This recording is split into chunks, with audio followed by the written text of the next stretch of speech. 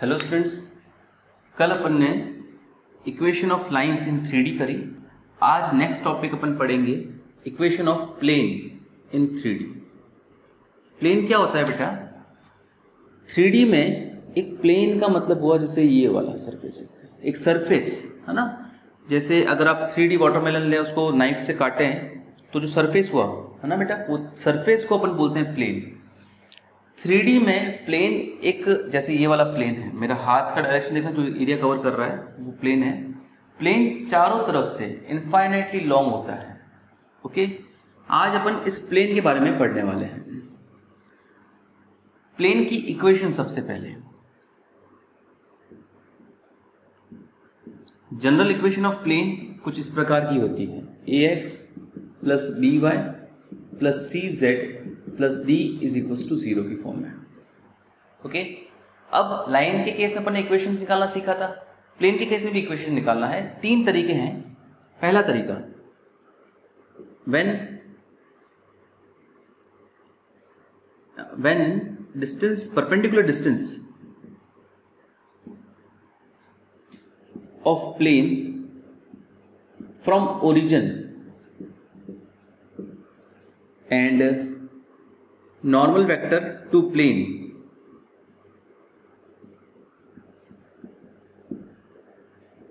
is given। क्या मतलब बेटा इसका?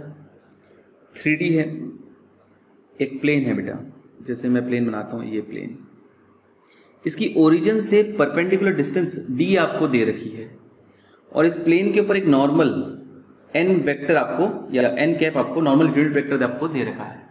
तो इस प्लेन की इक्वेशन का फॉर्मूला है r vector dot n cap is equal to D. ध्यान रखिएगा, इस इक्वेशन में ये जो n वेक्टर है ना, ये जो भी वेक्टर आपको दिया हो, ये नॉर्मल वेक्टर है, हो सकता है यूनिट वेक्टर दिया हुआ, हो सकता है नॉन यूनिट वेक्टर दिया हुआ हो। जो भी आपको दिया हुआ, आप यूनिट वेक्टर इस इक्वेशन में प्लग इन करेंगे। Okay, r vector dot n cap is equal to D, ये आपका इस प्लेन की इक्वेशन है। ओके, जहाँ पे r वेक्टर वापस वेरिएबल है, x i cap plus y j cap plus z k cap, n cap आपका नॉर्मल वेक्टर है, और d आपकी इस प्लेन की ओरिजिन से परपेंडिकुलर डिस्टेंस है। ये तो हो गई वेक्टर फॉर्म ऑफ प्लेन, इस फॉर्म की, इस फॉर्म की वेक्टर फॉर्म। इसी की कार्टेशियन फॉर्म क्या बेटा? r वेक्टर अगर हो x i cap plus y j cap plus z k cap, और n कैप यूनिट वेक्टर है, उसके कंपोनेंट ये है l i cap plus m j cap plus n k cap. अगर ये दोनों इसमें प्लग इन किए जाएं, एक्स आई कैप, तो यहाँ पे r vector dot n cap है ना बेटा, तो उनका डॉट प्रोडक्ट डायरेक्ट लिख देता हूँ मैं। ये होता है l x plus m y plus n z is equal to D. ये कार्टेशियन फॉर्म है इसकी, जब प्लेन के ऊपर नॉर्मल वेक्टर और परपेंडिकुलर डिस्टेंस फ्रॉम ओरिजिन दे रखी हो, तो ये कार्टेशियन फॉर्म लगती है बेटा। कभी नॉर्मल फॉर्म लगेगी, कभी कार्टेशियन लगेगी, कभी दोनों लग सकती, कोई भी लग सकती है बेटा ना, आपको दोनों याद रखनी है ये। चलिए इससे रिलेटेड क्वेश्चंस करते हैं। Example 13, find the vector equation of plane which is at a distance of 6/√29 from origin. Origin से परपेंडिकुलर डिस्टेंस दे रखी है, and normal vector n vector आपको दे रखा है 2i cap minus 3j cap plus 4k cap. यहाँ पर मैंने वेक्टर लिखा है बेटा। वेक्टर क्यों लिखा है? क्योंकि ये यूनिट वेक्टर है नहीं। इक्वेशन ऑफ प्लेन क्या होगा बेटा? वेक्टर इक्वेशन ही निकालनी है ना। वेक्टर इक्वेशन ऑफ प्लेन ये होगी r vector dot n cap is equal to d. यहाँ पे n वेक्टर नहीं दे रखा बेटा, n कैप दे रखा है, तो आप n कैप निकालना। n कैप कैसे निकालोगे बेटा? n vector upon modulus of n vector. Modulus of n vector क्या आ जाएगा बेटा? स्क्वायर रूट ऑफ 2 का स्क्वायर 4 माइनस 3 का स्क्वायर 9 और 4 का स्क्वायर 16, 29, √29 आ जाएगा n cap, n modulus of n vector. तो ये आ जाएगा 2i cap minus 3j cap plus 4k cap upon √29। चाहो तो अलग अलग कर सकते हो। ये हो जाएगा बेटा, r वेक्टर को नहीं छेड़ना, एज इट इज रखना, वेक्टर इक्वेशन निकालनी है, इसलिए n कैप हो जाएगा 2i cap minus 3j cap plus 4k cap upon √29। ये यूनिट वेक्टर हो गया, इसको 6 अपॉन √29। चाहो तो ये √29 से √29 कट सकता है, या ये भी आपका आंसर है। और चाहो तो ऐसे लिख दो 2i cap minus 3j cap plus 4k cap is equal to 6। Okay, अब आप रूट 29 से रूट 29 कर सकते हो। अभी यूनिट वेक्टर नहीं रहा तो चलेगा, लेकिन आप जो प्लग इन करेंगे तो आपको ध्यान रखें यूनिट वेक्टर ही होना चाहिए, यूनिट वेक्टर ही रखना है। चलिए नेक्स्ट आगे क्वेश्चन की तरफ बढ़ते हैं। Example 14, find the direction cosines of the unit vector perpendicular to the plane r vector dot 6 i cap minus 3 j cap plus 2 k cap plus 1 is equals to 0। अच्छा, ये एक प्लेन की equation आपको दे रखी है। माइनस 1 उधर ले लेते हैं पहले। R vector is equals to r vector dot 6 i cap minus 3 j cap plus 2 k cap is equals to minus 1। Okay, तो आपको इस प्लेन के ऊपर परपेंडिकुलर यूनिट वेक्टर जो है, उस परपेंडिकुलर वेक्टर जो है उसके डायरेक्शन कोसाइंस निकालना है। तो देखो बेटा, पहले परपेंडिकुलर वेक्टर अगर आपको इसमें निकालना है तो आप ध्यान दीजिए कि ये कौन सी फॉर्म है। ये फॉर्म अभी अपन ने जस्ट जो सीखी r vector n cap is equals to D, ये वाली फॉर्म है। यहाँ पे आर वेक्टर तो हो गया कंपेयर, डी की वैल्यू आपको ध्यान रखनी है कि पॉजिटिव हो, क्योंकि डिस्टेंस से कभी नेगेटिव नहीं हो सकती है। और एन कैप जो है वो ध्यान रखना है यहाँ पे यूनिट वेक्टर होना चाहिए। दो चीजों का ध्यान रखेंगे आप लोग। तो चलिए पहले डी को पॉजिटिव बनाता हूँ। कैसे बनाओगे? नेगेटिव से मल्टीप्लाई कर दीजिए। ये नेगेटिव या तो यहाँ मल्टीप्लाई कीजिए या यहाँ कीजिए। मैं यहाँ कर रहा हूँ क्योंकि दोनों मल्टीप्लाई में ना, डॉट प्रोडक्ट है, इसलिए दोनों जगह नहीं करना है। 2k cap is equals to 1। Next step, r vector dot n cap is equals to d के लिए डी तो हो गया पॉजिटिव। अब ये आपका जो वेक्टर है वो यूनिट वेक्टर होना चाहिए। इसका मैग्नीट्यूड कितना होगा बेटा? 6 रूट 36 9 और 4 49 7 है इसका मैग्नीट्यूड। इसका मैग्नीट्यूड 1 नहीं है तो इसका मैग्नीट्यूड 7 कीजिए। कैसे करेंगे आप 7? आप एक काम कीजिए, जिस जो मैग्नीट्यूड आ रहा है उसको 1 बनाना ना, तो उसे डिवाइड कर दीजिए। डिवाइड बोथ साइड्स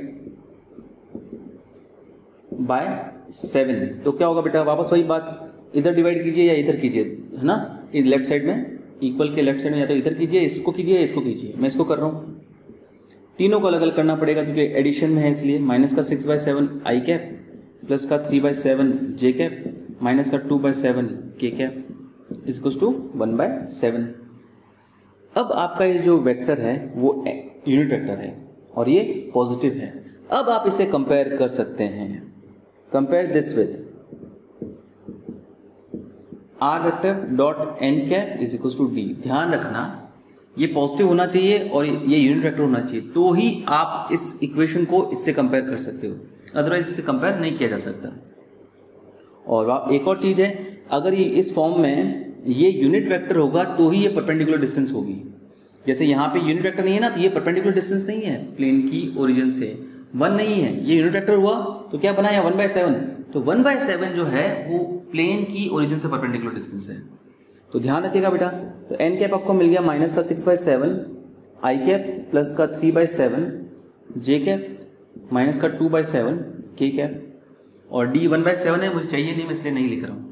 आपको ये परपेंडिकुलर यूनिट वेक्टर के डायरेक्शन कोसाइंस निकाल लेते हैं। तो डायरेक्शन कोसाइंस बेटा क्या होते हैं? बस यूनिट वेक्टर के कंपोनेंट, है ना। तो यूनिट वेक्टर ही तो है, तो डायरेक्ट ये ही आपके डायरेक्शन कोसाइंस हो गए। -6/7 3/7 एंड -2/7। ओके, चलिए आगे बढ़ते हैं।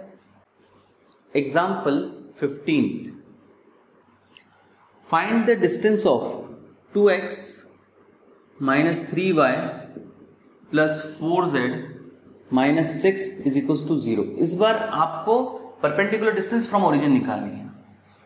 क्लियरली देखा जा सकता है ये कार्टेशियन फॉर्म है। कार्टेशियन फॉर्म में डील करना थोड़ा मुश्किल हो सकता है, तो एक काम करते हैं, चलिए अपन इसको ऐसे लिख देते हैं, एक्स आई कैप, ध्यान से देखना मैं क्या लिख रहा हूँ, plus y j cap plus z k cap, dot product with. ध्यान से देखना बेटा, मैंने क्या किया, एक्स वाई जेड को अलग कर दिया और बाकी के जो बचे 2 आई कैप माइनस का 3 जे कैप प्लस का 4 के कैप अलग कर दिया और -6 को उधर ले लिया +6। क्या फायदा हुआ उसको ऐसा करने का बेटा? आप x i cap plus y j cap plus z k cap को आर वेक्टर तो लिख ही पाते हैं,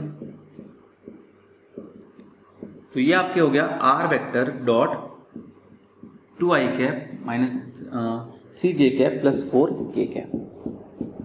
ठीक है, ये परपेंडिकुलर वेक्टर तो है, लेकिन आप इसे r vector dot n cap equals to d से कंपेयर नहीं कर सकते।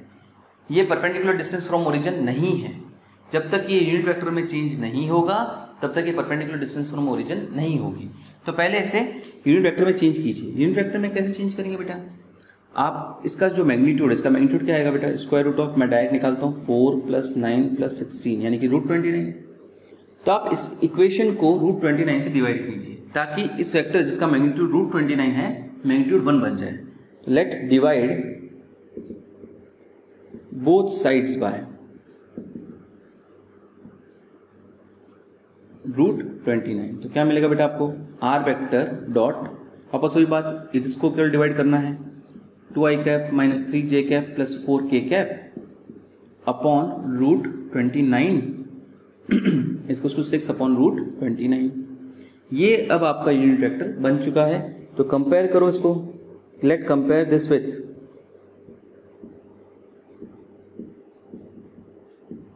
Are vector dot n cap is equal to d. तो आपको डी मिल जाएगा 6 अपॉन √29। ये आपका आंसर है। एन कैप की जरूरत नहीं है, मैंने वो नहीं लिखा। तो perpendicular distance of this plane from origin कितना हो गया, 6 upon √29। So perpendicular distance of the given plane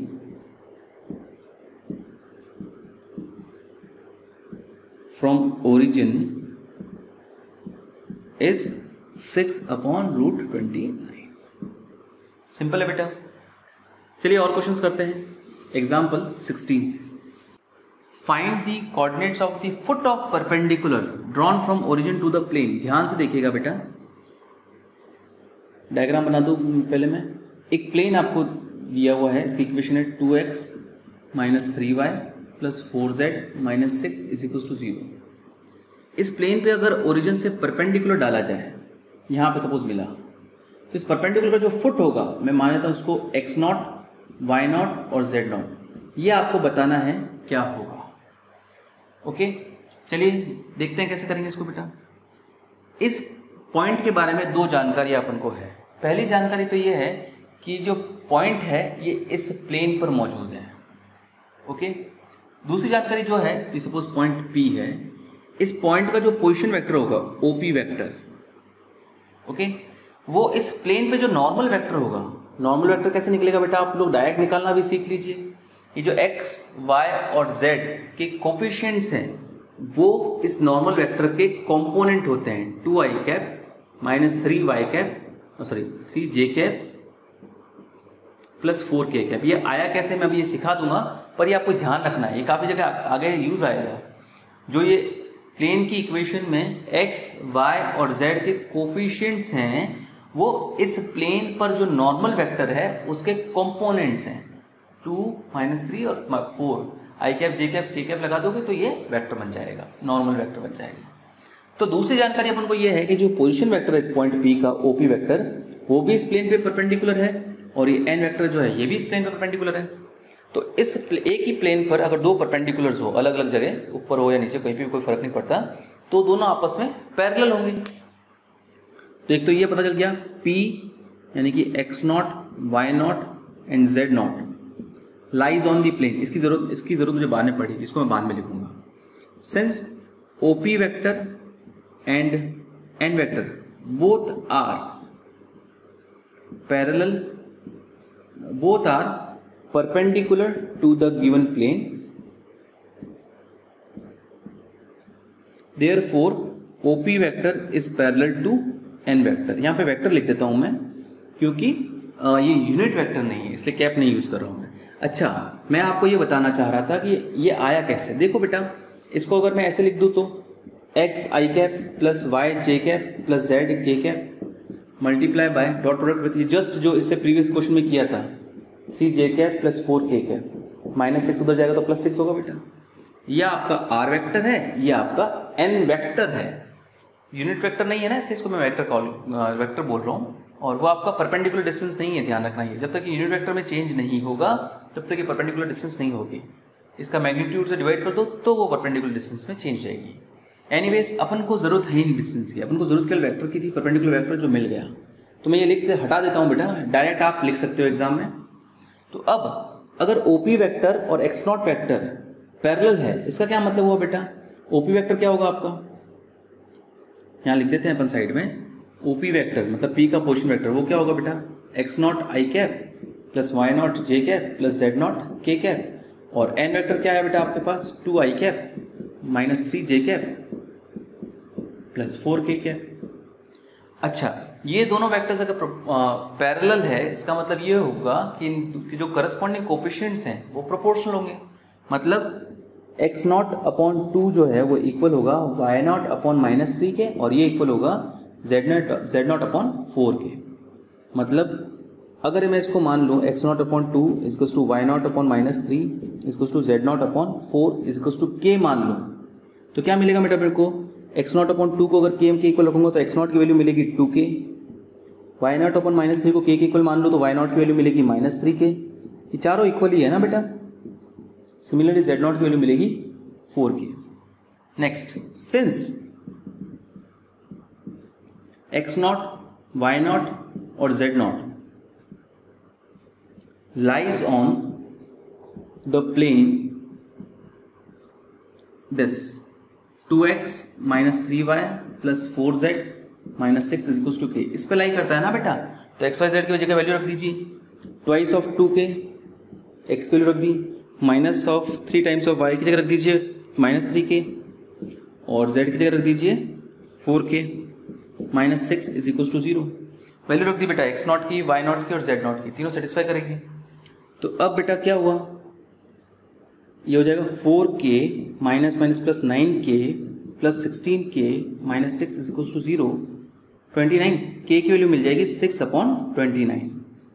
ये k की वैल्यू अगर आप इसमें रख दो तो आपको x नॉट मिलेगा 2 into 6 upon root 29। y not की वैल्यू मिलेगी आपको माइनस 3k, यानी कि माइनस में डायरेक्ट मल्टीप्लाई करके लिख देता हूँ, 12 upon 29 minus 18 upon 29 and 4k 24 upon Z naught की वैल्यू आएगी 24 अपॉन 29। तो फुट ऑफ परपेंडिकुलर क्या आ गया बेटा अपने पास?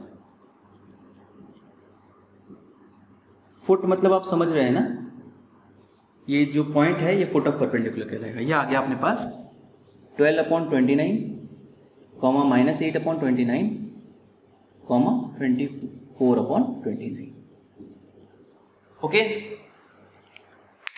ये अपने पास फर्स्ट इक्वेशन से रिलेटेड क्वेश्चंस हो गए। चलिए अब आगे बढ़ते हैं। Equation of plane when a point on plane and a normal vector, normal या परपेंडिकुलर एक ही बात है, नॉर्मल वेक्टर इज गिवन। अच्छा, प्लेन की इक्वेशन, अगर इसके ऊपर नॉर्मल वेक्टर आपको दिया हुआ है,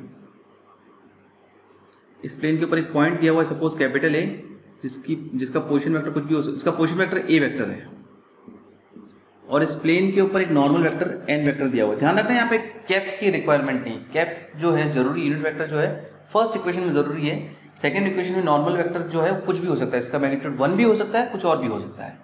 तो इस केस में जो वेक्टर इक्वेशन है वो ये है, r vector minus a vector dot product with n vector is equals to 0। ये इक्वेशन एक्चुअली आई कहाँ से, मैं ये भी बताता हूँ आपको। आर वेक्टर यहाँ पे कोई भी वेरिएबल पॉइंट है जिसके कोऑर्डिनेट्स एक्स वाई जेड है। R vector minus a vector जो होगा बेटा वो इस प्लेन के ऊपर वेक्टर होगा, है ना। R vector minus a vector मतलब ये वाला डायरेक्शन होगा, और नॉर्मल वेक्टर प्लेन के ऊपर है, तो अगर इसको उठा के यहाँ ले लिया जाए तो ये दोनों आपस में परपेंडिकुलर होंगे, क्योंकि ये प्लेन के ऊपर है, ये प्लेन के ऊपर नॉर्मल है, इसलिए दोनों का डॉट प्रोडक्ट क्या होगा 0। इससे ये इक्वेशन आई है। इसकी कार्टेशियन फॉर्म क्या है बेटा, अगर आर वेक्टर तो आपका फिक्स है x i cap plus y j cap plus z k cap, मैं नहीं लिख रहा हूँ। ए वेक्टर अगर आपका है, जो पॉइंट है वो x1 आई कैप प्लस y1 जे कैप प्लस z1 के कैप है, और जो नॉर्मल वेक्टर है उसके कोफिशिएंट, उसके component capital A i cap, capital B j cap और कैपिटल सी के कैप है। तो इस प्लेन की इक्वेशन होगी a times of x minus x1 plus b times of y minus y1 plus c times of z minus z is equals to 0। ये बहुत important है भाई। दोनों ही आपको याद रखनी है बेटा ये। चलिए इससे रिलेटेड क्वेश्चन करते हैं। Example 17, find the vector and Cartesian equation of plane which passes through point 5, 2, -4। ये पॉइंट है अपना कैपिटल ए, इसका पोजीशन वेक्टर होता है ए वेक्टर, इसको लिख सकते हैं अपन 5i cap plus 2j cap minus 4k cap, और perpendicular to the line whose direction ratios are, जो प्लेन के ऊपर नॉर्मल है उसके डायरेक्शन रेशियोज आपको दे रखे हैं 2, 3 और -1। मतलब ये जो नॉर्मल वेक्टर है वो है 2i cap plus 3j cap minus 1k cap. ये परपेंडिकुलर वेक्टर यानी कि नॉर्मल वेक्टर के कॉम्पोनेंट्स हैं। नॉर्मल वेक्टर ये रहा, ये नॉर्मल वेक्टर के कॉम्पोनेंट्स थे। तो वेक्टर इक्वेशन क्या होगी बेटा, ये तो बहुत आसान है, of required plane r vector minus a vector dot n vector is equal to 0। Value रख दो बेटा, r vector minus 5i cap plus 2 bracket में डाल के रखते ना 2j cap minus 4k cap dot product with 2i cap plus 3j cap minus k cap is equal to 0। तो ये तो वेक्टर इक्वेशन आ गया, इसको छेड़ना नहीं है, ये एज इट इज ये आपका आंसर है। अब कार्टेशियन इक्वेशन भी निकालनी है। तो कार्टेशियन इक्वेशन का एक तो डायरेक्ट फॉर्मूला बेटा a times of x minus x1 plus b times of y minus y1 plus c times of z minus z1 is equal to 0। या तो उससे निकाल दो या इससे ही निकाल देते हैं। एक काम करो, कुछ नहीं बेटा, r वेक्टर की जगह वैल्यू रख दो r i cap x i cap plus y j cap plus z k cap और सॉल्व कर दो। इस इक्वेशन को सॉल्व कर दो जितना कर सकते हो।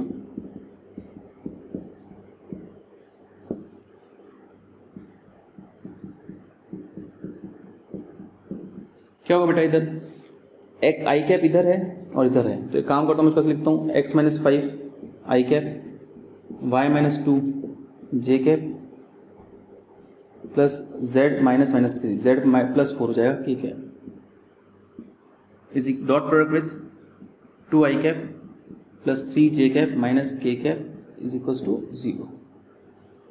इसको सॉल्व कर दो, डॉट प्रोडक्ट कर दो बेटा। कैसे करोगे, करस्पॉन्डिंग को मल्टीप्लाई करके x minus 5 into 2 twice of x minus 5 plus thrice of y minus 2 plus minus z plus 4 is equals to 0। क्या हो जाएगा बेटा, ये 2x minus 10 plus 3y minus z, ये माइनस का 10 माइनस 16 माइनस का 16 माइनस 4 माइनस का 20 उधर जाके प्लस 20 हो जाएगा। ये आपके प्लेन की कार्टेशियन फॉर्म आ गई।